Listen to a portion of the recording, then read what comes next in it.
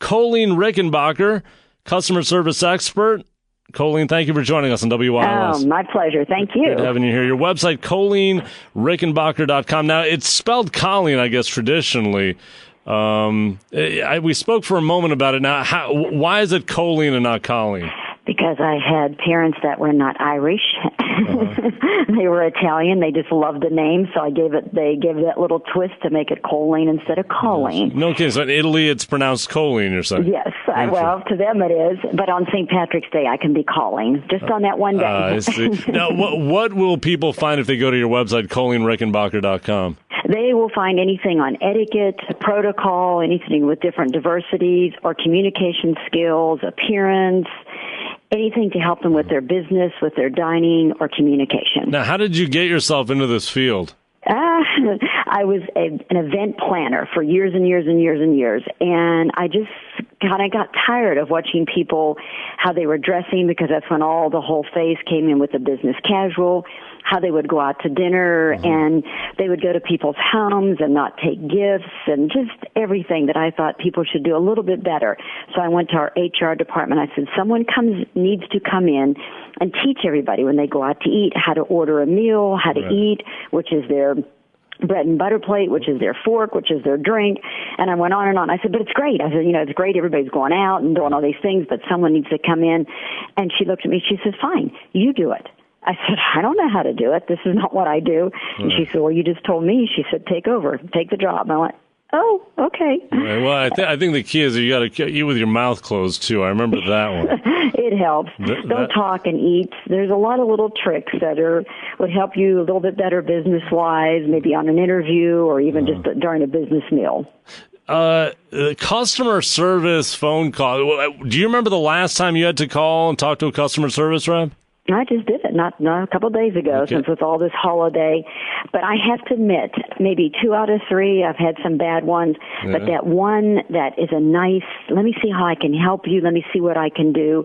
Maybe they can't help me immediately, but they sure give it a try. That's the company I'm going to remember. Have you ever yelled or cursed while talking to a customer service rep? No, I can't say that I have.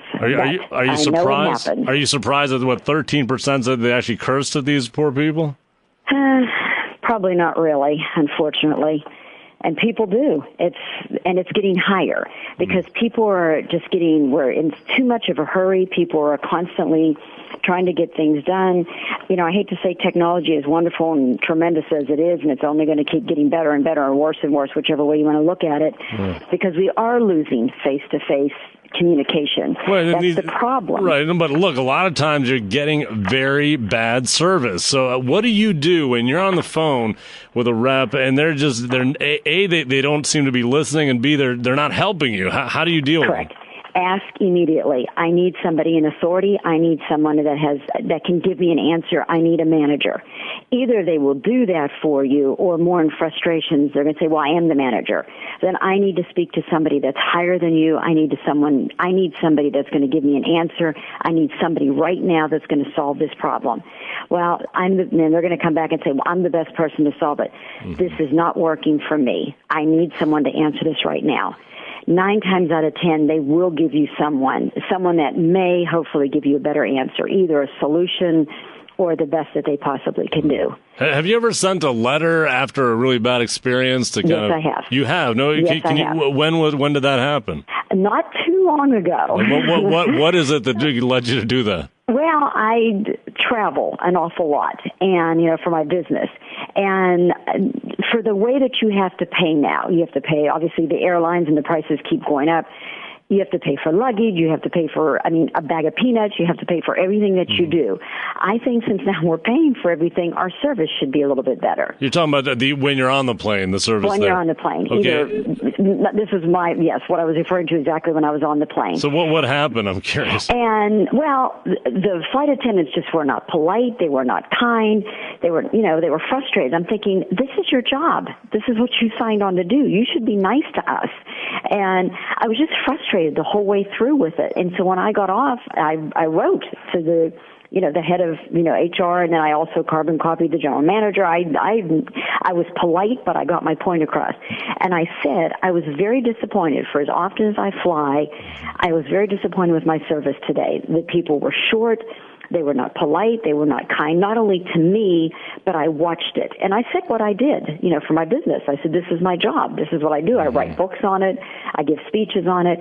This was not satisfactory. And did you get a reply? I did. Okay. I got a reply back. And I was expecting another reply saying, what they were going to do. They said they were going to handle it. They were going to talk to the person, and and I really expected a follow-up. I almost was hoping that the person that they were, talking to or reprimanding or telling that there was a problem, that I would get a note from this person saying, I am so sorry, something happened. I was having a bad day. I truly apologize. My service level is usually better than that. 3 lines would have made a big difference to me. I see. Did they give you some frequent flyer miles or something? Nothing. Not that I was expecting that, but it would have been nice, but that would have been nice. Because normally, if somebody does something nice, I am just as quick to write thank you notes. And I will tell you a very quick story. Just last week, I was shopping to do all my holiday shopping, all my Christmas shopping, and I saw a store that said 40% off. So I thought, oh, this is pretty nice. It was a woman's store. I usually don't even shop there. So I walked in, and there was a gentleman, which I thought was kind of, different because it was an all-woman store. And I walked in, and he asked if he could help me, and I said I was specifically looking for a pair of slacks. My mother gave me a sweater. My mother has since passed away, so the sweater had a lot more meaning to me. And I said, I wanted to wear it for the holidays. It's a beautiful little cashmere sweater, and it was back in style. It was back from like the 40s, late 40s, early 50s, so you could tell how important it was. He helped me. We found the perfect slacks. I thought, this should really go. He actually, on Saturday, I got a note from him. Actually, it was on 8.5 by 11 piece of paper saying it was a pleasure to meet you. I hope that the sweater actually, looked really pretty with the slack. Oh, very nice. Hey, you left a card with him, though. Oh, my gosh, he left his card. Right. You better believe I'm going to write to the head of that store and say what great customer service it is. That is wonderful. But look, this 2013 Customer Rate Survey found that most of those who complained, 56%, got absolutely nothing as a result. I guess my question is, when you've got systems that are so huge and you've got people getting paid essentially close to minimum wage to answer these calls, are we supposed to expect this to be kind of the way it is? No, we shouldn't expect that at all. And shame on the companies, because there are companies out there. It goes anywhere from the whole, the box stores to small individual stores, boutique stores. Some of them do very, very, very good service, and then some of them do not. And then hopefully there's some that do not. They'll, step up to what they're supposed to be doing, or they're be out of business. No, that's not what we should expect. But unfortunately, that's what we get. Especially right now over the holidays, because they are bringing a lot of part-time people in. They need to be training them better, not only on the product that they're selling and servicing, but how to be a better service person, I'm curious, especially over the phone. No doubt about it, and it is a busy time. The flight attendants, were you tempted to call them out right there on the spot?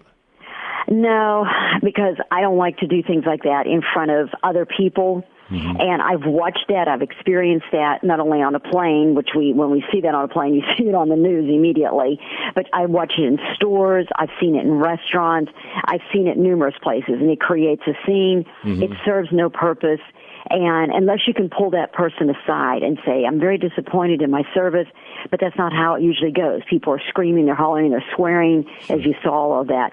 And it gets nothing accomplished. It either flusters the service person, or it just turns around and becomes into an all-out fight and screaming match. And then people pull out their iPhones, and then you're on YouTube, and there goes, there goes everything. The best advice, to go back to that for 1 second, the best advice if you're unhappy with somebody, go to their supervisor. Don't necessarily take it out with them right then and there. If you're, say your wait staff, you're unhappy with them, they're throwing your food down, they're not doing what you're supposed to do, they're short, they're curt, they're whatever, then go to the manager on duty, or go to a supervisor or someone higher than that.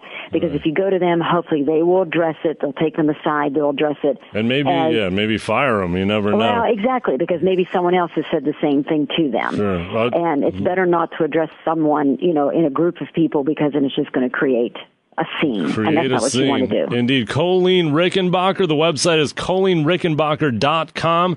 It's been a pleasure. Thank you so much. Oh, my pleasure. And you have a wonderful holiday. You also. Thank you. Thank you.